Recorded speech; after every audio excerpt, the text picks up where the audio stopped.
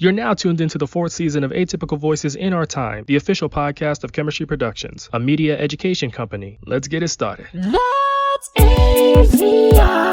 Hey, what's going on, everyone? It is Jay Stokes of the AVIOT podcast here solo dolo today. It is Tuesday as I'm recording this. I was supposed to release this episode today, so let's hope it goes through. I actually talked to Jay Random earlier today, and he said he was going to be on this episode, but I knew he wouldn't because my man is busy. So hopefully we'll see him for Thursday's episode and we'll have a lot to talk about. Okay. One of the things me and Jay were ranting about today was President Trump's initiatives or the direction he has chosen to take in terms of how he's trying to govern or be the president of this United States, where I'm doing this podcast episode from.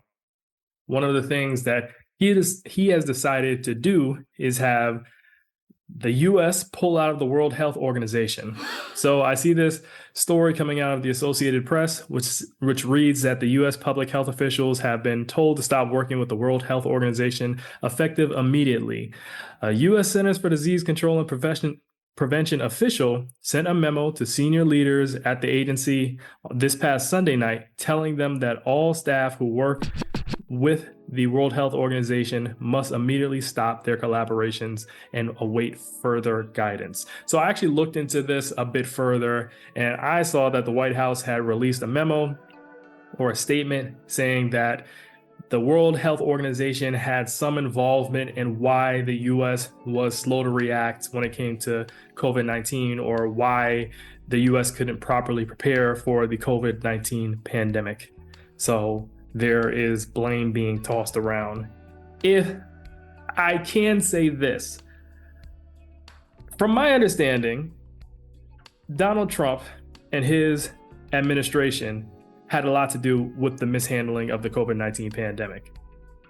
I've been reading articles about it, and they were saying that the response to the coronavirus pandemic was subpar because Trump and his office wanted to keep, I guess, their political hopes alive. Like he wanted to win another term for presidency. So it was for political purposes, from what I'm reading reportedly, as to why the Trump administration was not that great at acting when it came to the coronavirus pandemic response. There's some talk in this article I'm reading right here. It's called "Trump White House Made Deliberate Efforts to Undermine COVID Response," report says. It's written by Rebecca Shabad. That's spelled Shabad. And this was in 2021 when this was written. And it was saying that they made efforts to undermine it. At one point, I think there were some resources that could have been sent to help Americans, and somebody that was connected to Trump decided to do away with those resources because they weren't made in America. Crazy, right? Yeah, let me find that exact piece right here. In addition, Dr. Stephen Hatfield, an advisor to former White House trade advisor Peter Navarro, may have declined leads to purchase supplies of the N95 masks in the spring of 2020 solely because the products were not manufactured in the United States. So there. And as a result of that, because you don't want to take blame, you don't want to own up to your mistakes, reportedly, that is why you want the U.S. to pull out of the World Health Organization. This is not good. This is not good. Experts have said that the sudden stoppage was a surprise, and it could set the U.S. back in investigating and trying to stop outbreaks of Marburg virus and Mpox in Africa. Then we have bird flu that is currently in U.S. livestock. We don't know if that's going to jump to humans. Nope. This is terrible. It's like history is repeating itself all over again. And all I got to say is this: you cannot fight against science. You cannot deny science. There are infectious diseases that are happening out there. I think there's a tuberculosis outbreak in Kansas, if I'm not mistaken. Wow. They're happening. You cannot deny that. And you have to have a proper response in order to protect American citizens. You really do. It's terrible. Kansas tuberculosis outbreak is the largest in U.S. history. That is what ABC News is saying. Kansas is facing one of the largest tuberculosis outbreaks in U.S. history. Damn. This is terrible. So all I got to say to any listener out there in America and beyond, please get your mask ready. Make sure that you have cleaning supplies. Make sure that you're practicing good hygiene. Make sure that you try to get your health together. If you're immunocompromised, be prepared for that. If you have the ability to better your health, exercise, sleep, drink water, fruits and vegetables, seriously, just prepare. I want everyone to be as safe as possible, especially Black people, because Black people tend to, I don't know why, but it tends, when all of these things happen, we tend to get the worst end of the stick. That ain't right. We saw that in the COVID-19 pandemic. We saw that Black individuals, because a lot of us are immunocompromised, high blood pressure, diabetes, what have you, in the US, due to a lot of underlying conditions and outright conditions, systemic oppression, right? Systemic racism, right? Systemic bigotry. That is why a lot of Black individuals suffered under that. And it's because of that, some of y'all might know where I'm going. It's because of that why these efforts to do away with DEI is really, really mind-boggling. So for those of you who don't know, President Donald Trump, he's trying to do away with diversity, equity, and inclusion initiatives within the United States, especially within the federal government, federal hiring, all that stuff, right? On his first day back in office, President Trump signed an executive order dismantling diversity, equity, and inclusion programs in the federal government. He also ended affirmative action in federal contracting, reversing policies dating back to Lyndon Johnson's administration. This is him trying to follow through on campaign promises to make it harder for Black voters to move forward and to be successful in society. Public opinions are mixed. You're not do away with it, no.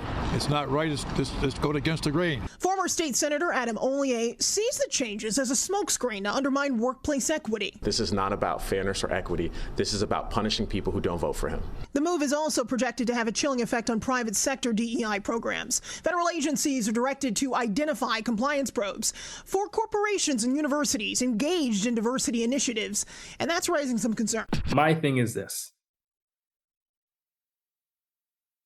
People think that DEI means to discriminate against white individuals, white men specifically. That's not what it is. No. Diversity, equity, and inclusion. What this means is trying to make a way for diverse voices. That means Black people, Latino people, Hispanics, Native Americans, Asians, Indians, all across the board, transgender, everybody, to have their voices included in decisions, to make sure that their faces are present when it comes to being in the room in healthcare, being in the room in corporations, being in the room in the political sense. Do you know why it's important to have these diverse voices? So that this country full of diverse individuals can have healthy well-being overall. That's correct. That is the point of diversity, equity, and inclusion. And I'm very disappointed in stores such as Target, or companies such as Target and Walmart and McDonald's. Well, I can't put anything past McDonald's. I mean, look at the food they produce. But they are rolling back their diversity, equity, and inclusion initiatives. By doing this, you are essentially going against your consumer base. When you have diverse voices, it helps with marketing that can get a diverse crowd into your service. When you have diverse voices, especially in healthcare, it can make sure that we don't have high maternal infant mortality rates among Black individuals. We've seen in studies that maternal mortality, infant mortality in Black people is high when non-Black people are involved. If you're listening to the AVIOT podcast on a streaming service, make sure to leave a rating and a review so we can grow our platform. Why? Because there are thoughts that people have that make it so that they don't want to respond to these individuals in an effective way. If you have a non-Black individual that is servicing a Black mother, a Black woman who has just given birth, they might not be as attentive as they would be to a mother of their own demographic, or unfortunately, no shade, a white mother. Why is that? Because a lot of times within American society and globally, white is praised. Yes. White supremacy is more than just an idea that is harming people. White supremacy is also a concept which praises individuals with lighter skin, and it makes it seem that their lives have more value than others. So when we're doing away with DEI initiatives, we're doing away with initiatives that make it so that diverse voices can be present so that whiteness is not the only thing that is praised. When we're talking about discrimination against white men, against white individuals in general, right? That's one of the main reasons why these DEI initiatives, people want them done away with, or certain people, I should say. We have to look at the inception of this country, of the United States. We have to look at the colonization of countries all over the world, or nations, continents, for that matter. At the center of this has largely been white individuals, white men specifically. We'll look in the United States. I'll just speak for the United States. White men came over here. They took this land from the natural inhabitants here, Native Americans. Yes, sir. They tried to convert these Native Americans, I would say natives, to their way of life. That's why you have institutions like Indian boarding schools, which were a thing, where you had Native children that were kidnapped from their tribes, and they were put into these schools in order to assimilate to a Eurocentric or white-leaning point of view. That's why you have a lot of light tribal individuals today. Look at Black people. We were taken from the continent of Africa, brought over to what we now know as the United States, and forced to toil and slave and do labor over here. And we were never compensated for it. Yes, I say we because I'm a product of that. We have Black people abroad in the West Indies and in the continent of Africa who were subject to colonization themselves. And the societies that they already had established in place were dismantled by these white individuals who came over there and decided to force their religion on them, decided to force their way of life on them. This is facts. These are the facts. So if we're talking about trying to make sure that the people who are marginalized, the people who are disenfranchised, have their voices heard and are able to represent for their people and are able to serve their people, how is that a problem? And I don't like the fact that DEI, we put a Black face on it, because it's not just about Black people. In fact, I would argue the largest beneficiaries, or the people who have benefited the most from these DEI practices, and I'll even throw in affirmative action, have been white women, because they are women. Women are often abused by men, right? That's a thing. There's a reason why the women's suffrage movement happened back in the 1900s. There's a reason why. In the early and middle 1900s, I should say. There's a reason why. Because they were being mistreated by their men who were white. Obviously, white women can still be bigoted too. That is a thing. However, they can still be mistreated also. The fact that there's such a push against DEI that you have the Tuskegee Airmen, a historical group of Black men who trained at Tuskegee in order to fight in World War II. You have them being removed from training videos for military is crazy to me. How are you going to take what they've done and say, oh, well, they were just DEI hires. This is just a DEI initiative. That's not the case. That's not the case at all. No. That's not the case.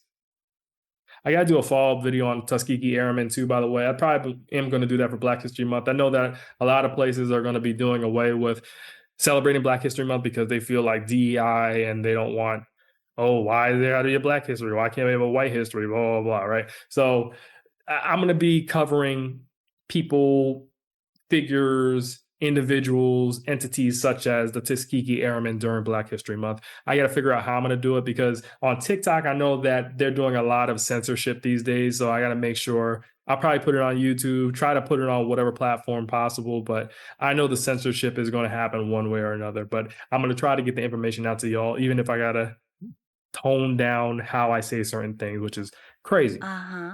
But yeah, it's for that very reason why you have the U.S. Air Force not teaching about Tuskegee Airmen. The good thing is there was a lot of pushback against that, so now that has resumed.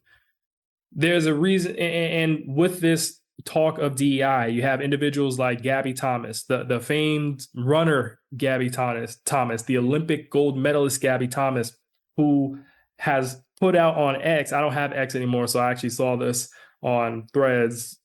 Someone had posted it on there. The screenshot of something she wrote on X saying that there are hundreds of people commenting on her Twitter page that specifically because she is Black, they assume she did not earn her admission to Harvard, nor did she earn her diploma. Wow. That is something that she said on her Twitter/X account. That people are questioning her Harvard education or the fact that maybe she wasn't smart enough. Gabby Thomas is a genius. Gabby Thomas is a very smart woman. It's very alarming to me that you have people now questioning Black people's merit when we look at the actual merit of individuals who are in high places. You can look at the president himself. They don't deserve to be there. People were calling Kamala Harris, former Vice President Kamala Harris, a DEI hire, that she got to be vice president through DEI. And that's not the case. She is a very accomplished individual who has served in every branch of government. That is why she deserved that. Yes. She was a way more qualified presidential candidate than Donald Trump. I don't care what anybody says. I don't care about her checkered past. I don't care about anything. The facts are the facts. It's really ridiculous. Truly, truly, truly is. With that, speaking of ridiculous, I gotta jump to this sad story that I saw. And the reason why I want to point to this, because I remember I had made a video about another individual who unfortunately suffered a horrible fate due to a similar situation on TikTok. And I remember TikTok had put a strike on the Chemistry Productions account. That's what the AVIOT podcast is, the official podcast of Chemistry Productions, in case you don't know. And I appealed it and it came back up, but pretty much it was dealing with a sextortion situation.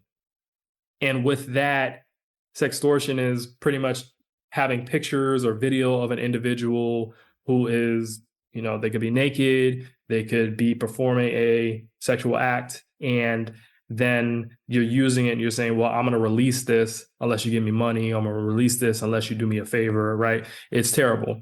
So that's what happened in that video I had made. There was a teenage boy who had sent photos of himself to who he believed to be a girl or a woman of his age, a girl of his age, or maybe an older woman.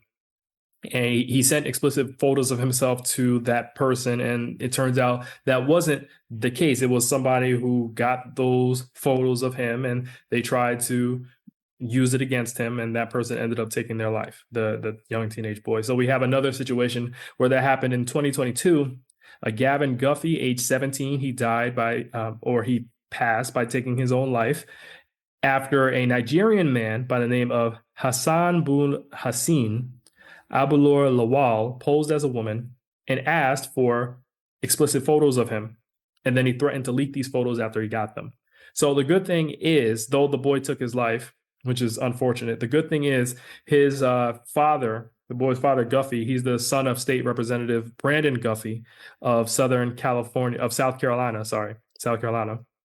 He went on to sponsor a bill known as Gavin's Law, which made sexual extortion a felony offense in the state and an aggravated felony if the victim is a minor, vulnerable adult, or if the victim suffers bodily injury or passes away directly related to the crime.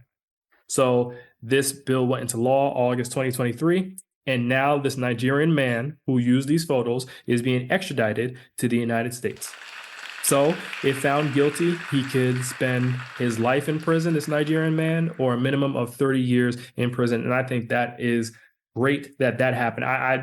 I feel for the boy who took his life. I feel for his family, but I'm glad, and I am glad that this Nigerian man is going to be brought to justice. Listen, using people's photos against them is terrible. It's horrible. You should not be doing that. That should not be the case. And now for a quick commercial break. Hey guys, as you can hear, we are unapologetic in our opinions. We may be politically incorrect or possibly wrong, but don't knock us for being ourselves and saying what many are too afraid to admit out loud. Anyways, if you have any thoughts or questions about our show, email us at chemistryproductions@gmail.com. That's K3MISTRY productions@gmail.com. We'll be sure to address whatever you have to say.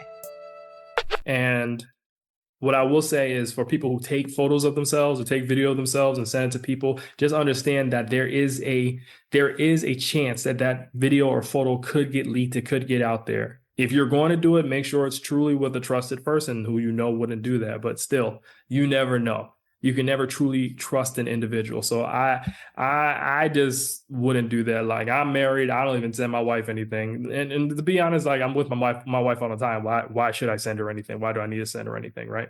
But there's always a chance. There's always a chance that videos or photo of you can be leaked. And if you're cool with that, cool. Just understand that there is a chance. So always, always, always be aware of that. And parents, truly teach your children, teach your teenagers, monitor them on whatever media that they're using. I'm with the former Surgeon General, Vivek Murthy, what he said. I think that younger children or people 16 and older, that's when they should be using social media. They shouldn't be younger than 16 using social media, because there's a lot out there. There's a lot. And people can truly find themselves in a bad situation. So that's that. Let's get into updates. Well, I think we've been doing a good job at posting. We've been posting a lot of sports stuff on our social media for Chemistry Productions, but I want to get more into the nitty-gritty of politics. I want to get more into the nitty-gritty of world affairs, maybe U.S. affairs, and maybe a little bit of world affairs. I feel that with this Trump administration, if there's going to be a pause on actual news getting out there, the right news or news that's informative, that we could at least do a good job of providing that news for you, right? I'm gearing up for Black History Month. I got a lot of reading to do, a lot of videos to make, and that's going to be stressful, but hey, got to get that information out there, especially when you have a lot of misinformation, disinformation happening. I know in the past we have put out Black History Month videos, and we've had some mishaps because the information that we were getting was incorrect, or the photos that we were getting was incorrect, and we've been posting those, and then we had to make correction videos. But I'm going to try my best to make sure the information that we put out there is correct, okay? I'm going to make sure that is done. And if I make a mistake, I'll put it out there. Hey, we made a mistake. Oh, well. We're trying to do the best we can to spread the right information. All right. So that is who we are as a media education company. We're here to educate you about media and make sure that you can make sense of the different messages you're getting, whether it's music, whether it's film and television, whether it's live action, right? No matter what, we're here to make sure we get you the correct information. With that, let's get into the guy. Oh man, I messed up right there. I should have drank some water. Let's get into the topic of the day. Woo, that water was hitting. So the topic of the day. I said before that with the U.S. now severing ties with the World Health Organization due to Donald Trump's ideas, which I disagree with, I said one of the things that people need to do is make sure that they're healthy, make sure that they're taking care of themselves. And part of that is to develop healthy habits, right? Everyone always says, get healthy, make sure you exercise right, make sure you eat right. And I understand that getting healthy can be something that is daunting for some people, or trying to build the habit can be rough. That's correct. What I will say is, I was looking at this article called Forget 21 Days, Most Healthy New Habits Take at Least 2 months to Stick. This was written by Joshua Korber Hoffman. And pretty much it was saying that newly formed habits could take almost a year for someone to adopt. It was saying 59 to 66 days, but it could take as long as 335 days to develop new habits. I want you all to keep that in mind and understand that this is not a quick fix. This is something that you're going to go through a series of changes, right? You're going to do something and you're going to think like, I'm building up this habit, and you may relapse, but do it again. Keep at it until it sticks. One thing that was suggested in this article, oh shoot, my light fell off. Oh no, my light turned off. One thing that was suggested in this article is to try and do your habit in the morning, because as the day goes on, you may get more tired, more things may come about, and then you might not feel like doing that habit. So try to do it in the morning. Exercise in the morning. Eat an apple in the morning. That's your healthy food, right? That is a suggestion. Give yourself grace also. Understand that it takes time. I have habits that I'm working on. I'm working on being more disciplined. I'm working on making sure that I am a nicer person to people. Obviously not taken advantage of, but just a nicer person. It could start as simply as just waving at a stranger. Within reason. You don't want to wave at just anybody, right? It could start as doing a nice deed for someone, right? Saying hi to someone in the elevator. Just try to do your best to develop what you perceive to be a good habit. Try a little bit at a time. And I'm telling you, it will be fine. All right. With that being said, that's all for this episode right here. I know I did a lot of ranting and raving, and me and Jay Random, my other co-hosts, we're probably going to do more on the next podcast episode. But we hope you all enjoyed this, and we will see you next time.